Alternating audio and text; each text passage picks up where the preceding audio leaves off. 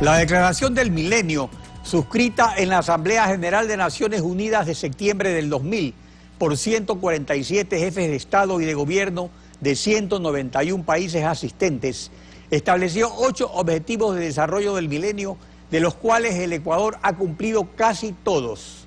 Y a fines de esta semana inicia la Asamblea General para suscribir la Agenda del 2030 del Desarrollo Sostenible. Está con nosotros Diego Zorrilla, representante de Naciones Unidas en el Ecuador. Buenos días, bienvenido a Contacto Directo. Buenos días, Alfredo, muchísimas gracias por invitarme. En 15 años de la Declaración del Milenio, que coinciden con los 15 años de dolarización del Ecuador, con 3 años de gobierno de Gustavo Noboa, 2 de Lucio Gutiérrez, 2 de Alfredo Palacio y 8 de Rafael Correa, ¿con cuántos de los 8 objetivos cumplió el Ecuador? Bien, muchísimas gracias. Efectivamente, la Declaración del Milenio estableció un compromiso de los estados por un desarrollo centrado en 8 objetivos que fueron propuestos subsecuentemente por el secretario general. Tenemos una valoración periódica del avance respecto a los objetivos. Quisiera decir que la evaluación final de cumplimiento de los objetivos se dará al 31 de diciembre del 2015, que es cuando vence el plazo para el cumplimiento de los objetivos. Pero el progreso realizado por el Ecuador en estos años indica que Ecuador está cumpliendo con todos los objetivos, está en progreso de cumplir con todos los objetivos, ha cumplido ya con muchos de ellos de forma anticipada. Creo que es un gran éxito por parte del mundo entero, de todos los estados, de todas las sociedades que componen las Naciones Unidas, el haberse fijado unos objetivos de desarrollo que permiten centrar los esfuerzos de todos en conseguir estas metas que mejoran la vida de las personas. La erradicación de la pobreza extrema es el primero de los 8 objetivos del milenio trazados en septiembre del 2000. Entre las metas incluía reducir a la mitad la extrema pobreza. El informe que Ecuador ha presentado indica que la pobreza extrema en 1999, en plena crisis económica, era de 20.1%. Hasta el 2007 la redujo en 12.9% y en el 2014 se ubicó en 5.7%. Ahora, pero esto es también un poco artificial porque se considera que quienes consumen menos de $47.56 por mes están en la extrema pobreza. Pero el que consume $50 al mes no es que ha dejado de ser extremadamente pobre. ¿Hasta qué punto estas mediciones se compadecen con la realidad? ¿Cómo se podría medir de una mejor forma?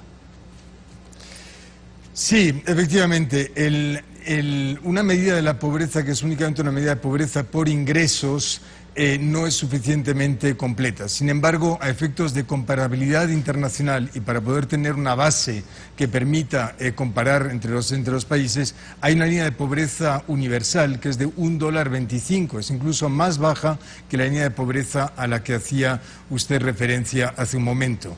De acuerdo con esa línea de pobreza extrema a nivel mundial y que está ajustada en función del poder adquisitivo de los diferentes países, el mundo entero ha cumplido con la meta de reducción de la pobreza extrema. El compromiso era reducir a la mitad el número de gente viviendo en situaciones de pobreza extrema. Ecuador ha superado con creces esa meta medida con $1.25. Sin embargo, Ecuador tiene una medida de la pobreza más ambiciosa, $1.52, pero como usted dice, esto son medidas finalmente algo artificiales, en el sentido de que lo que hay que ver es cuál es el grado de disfrute de derechos de las personas en el país. Y para eso hay otras medidas que se proponen, que son más sofisticadas, fundamentalmente los índices de pobreza multidimensional que buscan medir de diferentes formas cómo las personas disfrutan sus derechos.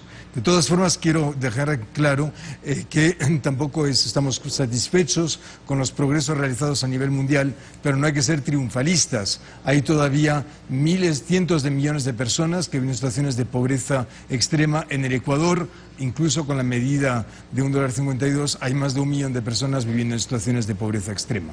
Otro factor muy importante es el valor de la moneda, porque esto está medido en dólares y el Ecuador no tiene problemas. Pero en países que este año han devaluado sus monedas, desde el año pasado, es un proceso devaluatorio que han experimentado países como Brasil, Venezuela, Colombia, Rusia. ¿Qué ocurre? ¿Volvió la extrema pobreza para millones de personas por devaluar sus propias monedas esos países frente al dólar? Bueno, precisamente por eso, para tener un elemento de comparabilidad internacional, es que el Banco Mundial, es la entidad encargada de hacerlo, publica unos índices que permiten tener una comparación entre países, y se llama el Purchasing Power Parity o poder adquisitivo de paridad, y en el que permite un elemento de comparabilidad entre los diferentes países. Por ejemplo, Brasil, el bono... Hay varios, porque la Bolsa Familia comprende varios bonos. Antes de la devaluación, el mínimo era de $74. Ahora es de $17. Esto es un descalabro para el más grande sistema del planeta de redistribución de ingresos, porque son como 11 millones de personas. Y esto era realmente uno de los triunfos más grandes del programa. Pero esto ha ocurrido justamente por este proceso devaluatorio de la moneda. O sea, ¿cuáles son las repercusiones que se ven para el futuro? Porque hay ciclos económicos que se viven internacionalmente y que tienen que ver con la pobreza. O sea, hasta el 99 justamente se había vivido un ciclo también que donde había habido esta revalorización del dólar, había habido esta caída del petróleo, luego ha venido este nuevo ciclo de estos 15 años que también coinciden con nuevos precios de las commodities, con la presencia de China como potencia mundial, con un dólar desvalorizado, etcétera. ¿En qué manera esto influye o influirá para los próximos años, viendo que estamos iniciando un nuevo ciclo económico? Bueno, efectivamente, estamos viendo cómo se han hecho grandes progresos en reducción de la pobreza, particularmente en América Latina, empujados por ciertamente un crecimiento económico de la región sostenido.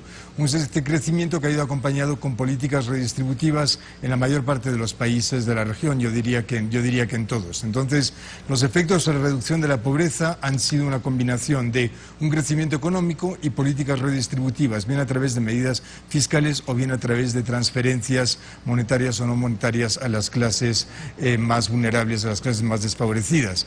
Los bonos, las transferencias directas de recursos de estas clases ha sido una de las medidas adoptadas. Ahora, la devaluación, evidentemente, lo que significa es que en el elemento de comparabilidad internacional estos recursos permitirían adquirir menos bienes, pero en el mercado nacional los precios, esta devaluación no tendría un impacto sobre la adquisición de bienes de consumo interno y de producción nacional. Ahora bien, en la medida en que estamos entrando ahora en un nuevo ciclo económico, estamos ya viendo que la rapidez con la que se reduce pobreza en toda la región ha empezado a estancarse, y esto exige que se tomen medidas adicionales. Ahora, ¿en qué otros aspectos, aparte de la reducción de la pobreza, el Ecuador, digamos, ha cumplido la tarea, pero hay alguno en el cual todavía realmente no pudo haber llenado la meta? ¿Cuáles son esos factores? Bien, Alfredo, realmente los 8 objetivos de desarrollo del milenio están enfocados a principalmente reducir la pobreza extrema y las manifestaciones más claras de los impactos de esta pobreza en materia de salud, de educación y de otros aspectos. Ecuador, en las últimas medidas que tenemos, ha cumplido con todos los objetivos de desarrollo del milenio. Quiero dejar claro que la medición final estará el 31 de diciembre.